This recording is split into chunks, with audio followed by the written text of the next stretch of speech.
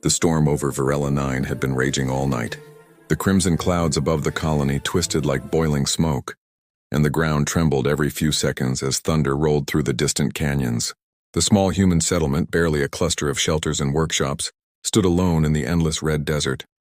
In one of those small houses lived Thomas Hale, a middle-aged mechanic who fixed shuttle engines for the miners. Thomas was a quiet man. He had come to this far world to escape the noise of Earth, the crowds, the politics, the endless wars. He found peace in machines, silence, and the loyal company of his dog, Rusty, a brown-haired creature with bright, curious eyes. Rusty had been his only friend for 3 years, following him everywhere, even to the scrapyard where Thomas repaired old cargo haulers. But that night, everything changed. A sudden explosion had shaken the eastern ridge after sunset. The lights flickered and a strange blue flash spread across the horizon. Rusty barked wildly and ran toward the noise before Thomas could stop him. Thomas shouted and ran after him, but the wind howled so loud he lost his direction. By the time he reached the ridge, Rusty was gone. Hours passed. The storm grew stronger and Thomas's flashlight began to fade. He shouted until his throat hurt, but only the storm answered. The red dust covered his boots as he climbed over broken rocks and abandoned machinery. He knew the area well. No one lived beyond this point. It was once an old research zone from before the human colony was built. They said strange things still roamed out there, leftovers from alien experiments. Rusty, he called again, his voice lost in the wind. Nothing. He checked his tracker and no signal. The radiation field from the explosion must have jammed it. He kicked a rock and swore under his breath. Rusty had never disappeared like this before. As he turned to head home, his flashlight caught something on the ground. Footprints.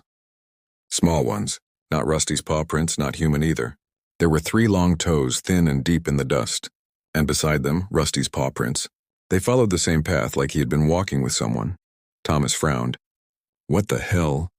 He followed the tracks for half a mile until he reached the base of an old communication tower, half collapsed and rusting. The metal beams groaned in the wind and loose cables whipped around like snakes. It was supposed to be shut down years ago. But then he heard something. A soft sound. Laughter. High-pitched, childlike giggles coming from behind the tower. Thomas froze. The hairs on his neck stood up. On a dead world like this, laughter was impossible. Slowly, he stepped closer, flashlight trembling in his hand. The laughter stopped. Then a shadow moved behind the wreckage. "Hello?" Thomas called out.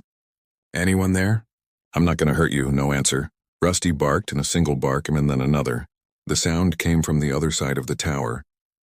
Thomas's heart leapt. "Rusty!"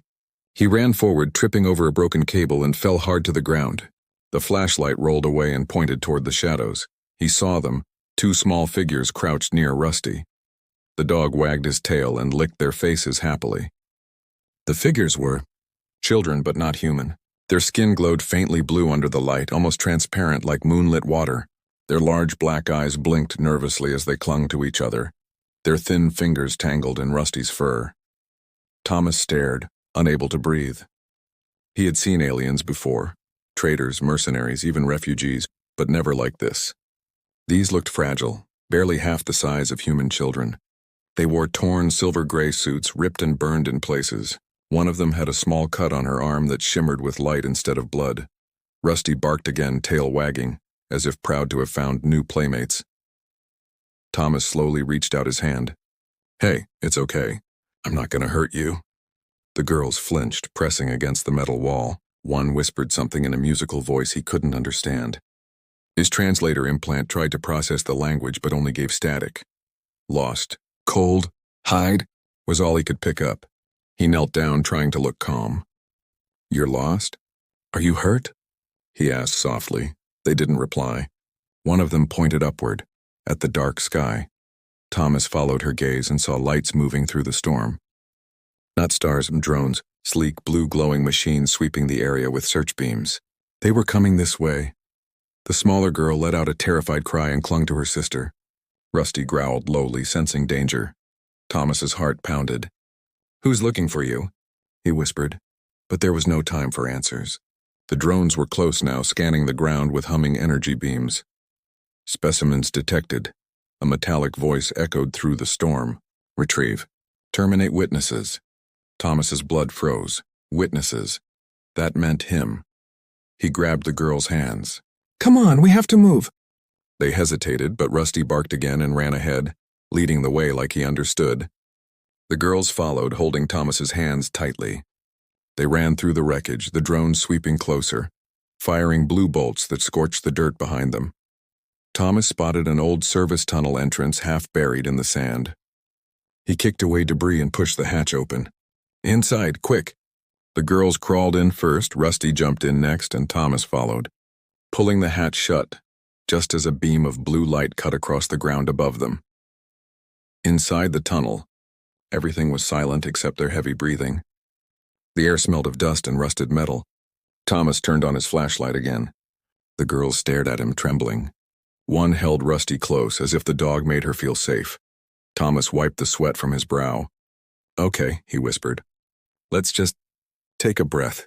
He tried to smile, but his mind was racing. Who were they? Why were drones calling them specimens?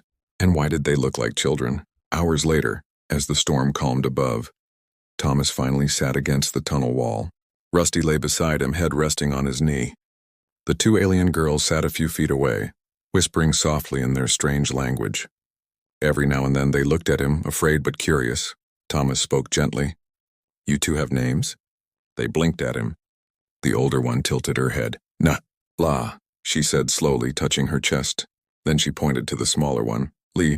"Ra." "Nala and Lyra," Thomas repeated softly. "Nice to meet you." The smaller one smiled shyly, showing small pointed teeth. Rusty wagged his tail. Thomas chuckled. "He's Rusty. He found you, huh?" Lyra nodded and patted the dog's head. "Rusty." "Warm," she said, her accent thick but clear. It was the first full word he understood. Thomas looked at her in surprise. "You speak English?" She shrugged. "A little. Mother teach. Before bad men." That hit him like a hammer. "Bad men?" Nala grabbed her sister's hand and shook her head, whispering something quickly. Thomas didn't press further. He could see the fear in their faces. He leaned back, staring at the tunnel ceiling.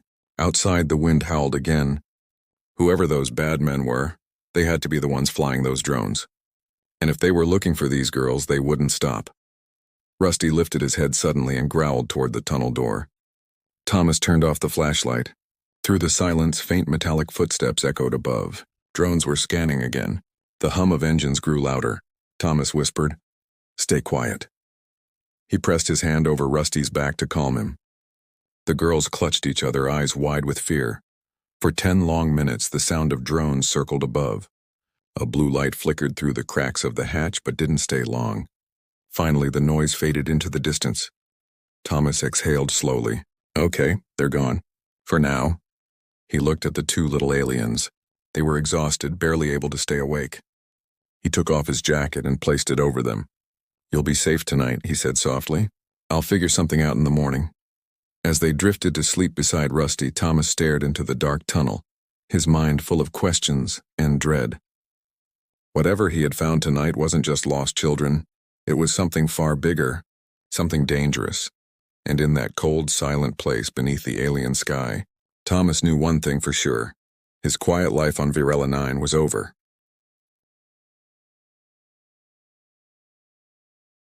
When morning came on Virella 9, the storm clouds had thinned, but the air still smelled of dust and metal.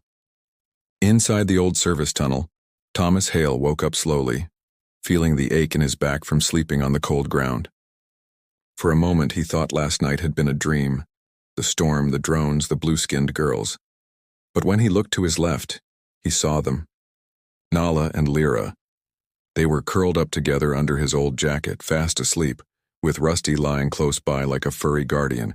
Even in sleep, their faint blue glow shimmered softly against the tunnel walls. Thomas sat up and rubbed his face. "What have I gotten myself into?" he whispered. He checked his wrist device. Still no network signal.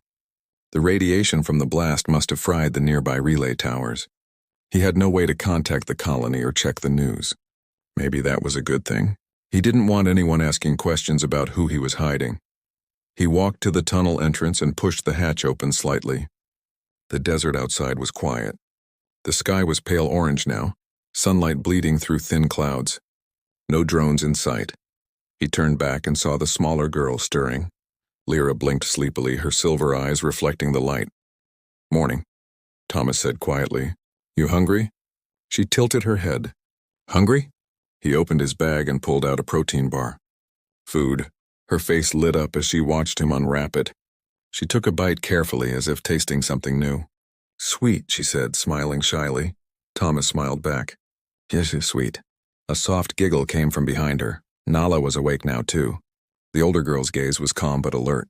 She looked at him like someone ready to run at any moment. You help, she said slowly. Why? Thomas hesitated. He didn't have an easy answer. Finally, he said, because someone had to. She frowned, as if trying to understand. Then she nodded once, serious. We say thank. Rusty wagged his tail and licked her hand, breaking the tension. Lyra laughed again, a bright, innocent laugh that somehow made the cold air feel warm. The question of who they were, after they ate, Thomas began exploring the rest of the tunnel. It connected to an old bunker system, probably from the first settlers. There were broken machines, dusty crates, and a small generator that still worked. He powered it up carefully, and dim lights flickered to life. The hum of electricity filled the space. When he turned around, the girls were staring at the lights, wide-eyed with wonder. Light, warm, Lyra whispered. Thomas nodded. Yeah, it's old, but it'll do. While they explored, he quietly observed them. Their movements were strange, graceful, and too precise for human children. Their skin patterns changed color when they touched metal, shifting from blue to pale silver. It was like their bodies were reacting to energy. When he held out a metal wrench, Lyra touched it with her fingers, and the tool glowed faintly, as if it had absorbed static. Whoa, Thomas muttered. You're like living batteries? Nala looked at him sharply. No, not machine. We are people.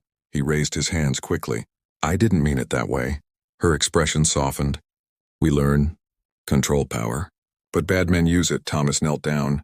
Bad men, those drones? Nala nodded. They make us. In lab, we escape. They follow. Thomas's stomach tightened. You escaped from an alien research base? She didn't understand all his words, but she understood enough. Yes, she whispered. We no go back. He looked at them both, two small, frightened kids far from home, hunted by machines. His heart sank. He knew the colony would never protect them. To the authorities, they would be dangerous specimens, not children. Rusty barked softly, sensing his unease. Thomas sighed and scratched the dog's head. Yeah, buddy, he muttered. Looks like we're in this mess together. The warning message by afternoon, Thomas decided to check if he could contact anyone. He rigged up the old comm terminal from the bunker and powered it with the generator. Static filled the screen, then a flicker of signal appeared. A government broadcast. Colony alert. Unidentified bioenergy entities have escaped containment near the East Ridge. All colonists are advised to report any sightings. Do not engage. Extreme danger. Termination authorized. Thomas clenched his fists. Termination. They were just kids, and the authorities were calling them entities. He turned the screen off immediately. He didn't want the signal to give away his position. When he looked back, Nala and Lyra were watching him quietly. They say kill us? Nala asked. Thomas hesitated, then nodded slowly. Yes, but I won't let them. Lyra crawled closer, eyes wide. Why help? We not your people. He looked at her for a long moment. Maybe not. But you didn't hurt anyone. That's enough for me. For the first time, Nala smiled faintly. You strange human. Thomas laughed softly. Yeah, I've been told that. The discovery as night fell, Thomas worked on a plan. They couldn't stay here forever. He needed to move them to the mountains. There were deep caves there where the scanners couldn't reach. He spent the evening fixing an old hover sled from the bunker. It was half broken, but with a few adjustments it could carry the girls and Rusty safely. While he worked, the girls watched him curiously. Lyra tried to hand him tools, copying his movements. Nala inspected the generator, whispering to herself in her native language. At one point, Thomas heard a faint hum, a vibration in the air. He looked up. The girls were standing side by side, their hands glowing faintly blue. The lights of the tunnel flickered and grew brighter. What are you doing? He asked. Lyra smiled. Help power, he blinked. You can generate energy? Nala nodded proudly. We make life light, heal, build, not destroy. Thomas stared in awe. They were walking batteries, yes, but more than that, they were living energy sources, capable of restoring machines or even reviving damaged systems. No wonder someone had tried to capture them, but before he could speak, Rusty began barking again. His ears perked up and he growled toward the hatch. Thomas's blood turned cold. He turned off the lights, grabbed his old blaster and whispered, "Stay behind me." Outside, through the tiny slit in the hatch, a drone hovered in the darkness, its searchlight sweeping slowly across the sand. It was close. Too close, Thomas whispered. No sound. Lyra clutched Nala's arm tightly. The light stopped directly over the hatch. The drone paused. Its mechanical voice buzzed. Thermal signature detected. Possible containment breach, Thomas cursed under his breath. The generator's heat. It had given them away. He reached for the control switch beside him, the old EMP coil built into the bunker's defenses. But it hadn't worked in years. He tried to power it manually and nothing. Come on, he hissed. Then a small blue hand touched the panel. It was Nala. We help, she whispered. The panel glowed. The lights flickered. A sharp hum filled the tunnel, and suddenly, boom! A wave of static exploded outward. The drone outside crackled and fell from the sky, sparks flying. The entire bunker shook, dust falling from the ceiling. Thomas stared at the girls, stunned. You did that? Nala looked pale, her glow fading slightly. Too much energy, she murmured, then stumbled. Thomas caught her before she fell. Easy there, he said. You saved us, she smiled weakly. Safe now, for little time. The choice later that night, after making sure the drone was truly disabled, Thomas sat beside the sleeping girls. He couldn't stop thinking. They were powerful, but also fragile. If the wrong people got their hands on them, they could become living weapons. He looked down at Rusty, who rested his head on Thomas's lap. What do we do now, boy? The dog gave a soft bark, as if answering, Protect them. Thomas smiled sadly. Yeah, that's what I thought. He knew what that meant. By helping them, he was breaking every law on Virella 9. The colony forces would come for him too, but something inside him, the same feeling he had when his wife was alive, told him it was the right thing to do. He looked over at Nala and Lyra, sleeping peacefully under his jacket. For the first time in years, he didn't feel alone. He whispered, Tomorrow we move, and whatever happens, I'll keep you safe. Above them, unseen in the darkness, a small signal light blinked red on the broken drone. It had sent a final transmission before dying. And hundreds of kilometers away in orbit, a massive alien ship turned its scanners toward the desert and locked on to one human's location. The hunt had just begun. The next morning on Virella 9, the wind was still. The desert sky was dark and silent, too silent. Even the distant mining drills had stopped. Something heavy was moving in the sky above. Something that made the ground hum like a beating heart. Thomas Hale stood outside the old bunker, his eyes narrowed against the pale sun. He could feel it, the low vibration of engines high above. A ship, big, and not human. Behind him, Nala and Lyra watched from the doorway, their small blue faces worried. Rusty the dog stayed close to them, his ears twitching with every distant sound. Thomas muttered, They found us. He turned and looked at the girls. We're leaving now, they nodded quickly. Nala picked up a small satchel with a few food bars, and Lyra carried the little blanket Thomas had given them. They trusted him completely now. He had become their protector, their Papa Human, as Lyra had called him last night. The escape begins. Thomas guided them toward the hover sled he had fixed the night before. The machine shook a little, but it worked.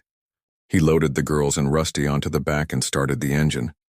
The vehicle rose slowly off the ground and hummed forward. They moved across the desert, away from the broken tower, heading toward the Black Mountain Range far in the distance.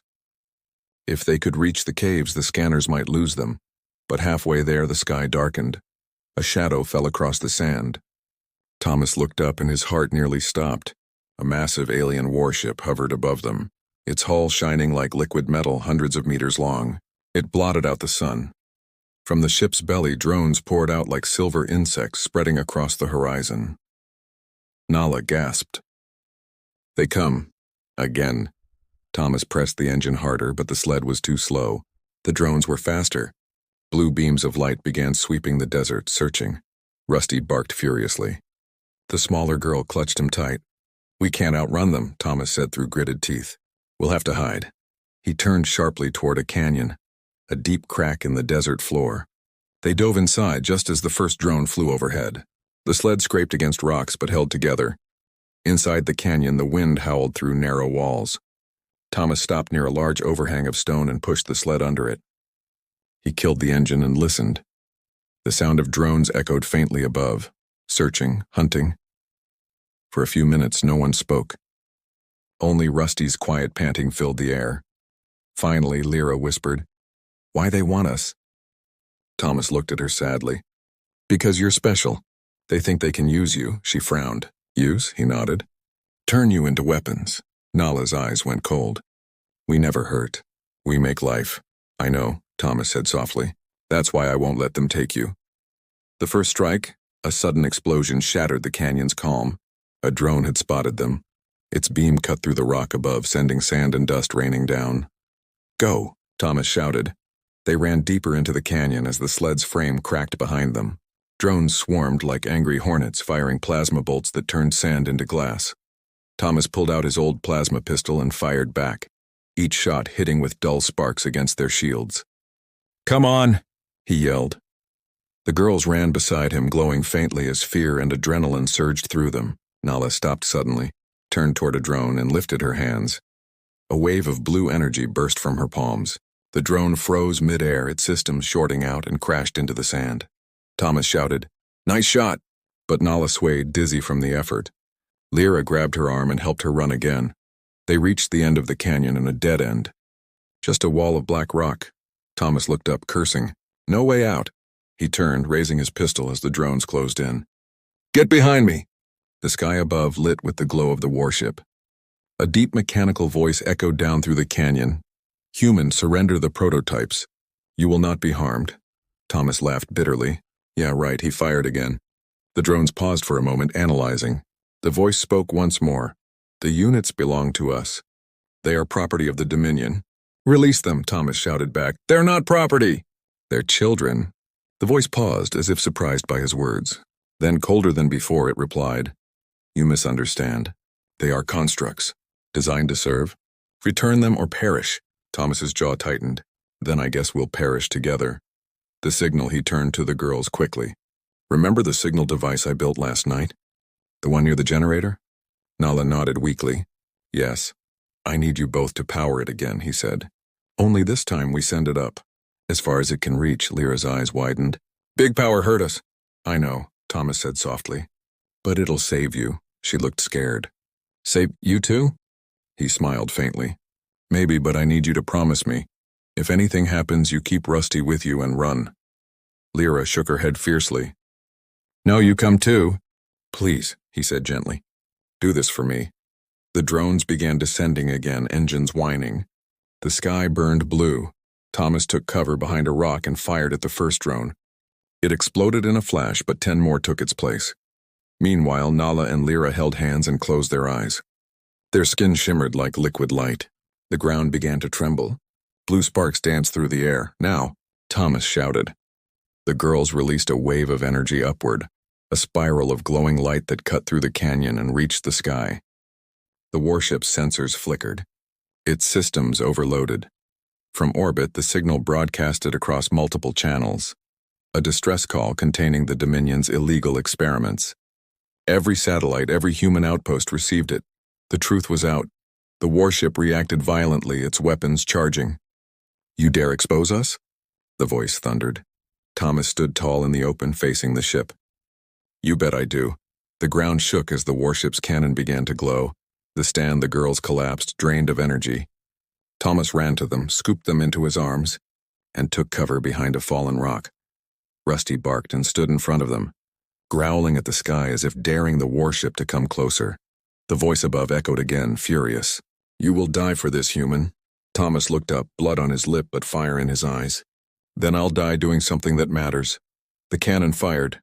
A blinding beam tore through the canyon. For a moment, everything vanished in white light. When the smoke cleared, the warship was gone. The beam had never hit. Something had interrupted the shot. A signal from space. A human alliance fleet had arrived.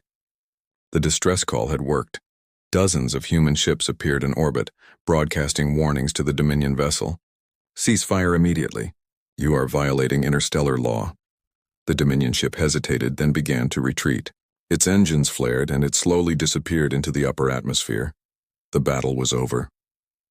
Aftermath. Thomas woke hours later under a canvas tent. He blinked at the soft white lights and the hum of med drones. His chest hurt and his hands were wrapped in bandages. "Easy there," a human medic said. "You're lucky. The rescue ships found you just before the canyon collapsed." Thomas turned his head weakly. "The girls?" "They're safe," the medic said, smiling. "And your dog too." "Though he bit one of the engineers," Thomas laughed quietly. "Yeah, sounds like him." Nala and Lyra appeared at the tent's entrance. They looked stronger now, wearing small hospital cloaks. Their glowing eyes lit up when they saw him. Lyra ran forward and hugged him tightly. "Papa Human." Thomas smiled and hugged her back, his eyes wet. "You did good, kid." "You both did." Nala stood beside him, her voice soft but firm. "We not alone anymore." He nodded. "No, you're family now." A new dawn days later, when the storm had passed and the sky cleared, Thomas stood with the girls at the edge of the colony. The Alliance had offered to take them to a protected facility where they could learn freely, not as weapons but as living beings. He knew it was the right choice, but it hurt to say goodbye. Lyra held his hand tightly. "You come too?" He smiled gently. "I'll visit, promise." Rusty barked beside them. Nala looked at him seriously. "You changed everything." "They fear humans now because you fight for small ones," Thomas chuckled. "Good, maybe next time they'll think twice." As the shuttle rose into the dawn sky, carrying the two alien girls to safety, Thomas watched until it vanished beyond the clouds. Rusty sat beside him, tail wagging slowly. "Guess it's just us again, boy," Thomas said softly. Rusty barked once, looking up at the glowing sky. And somewhere far above, in the orbit of Virela 9, the story of one human's compassion spread across the galaxy. A simple mechanic who had lost his dog and found something far greater. He had reminded the stars what humanity truly meant.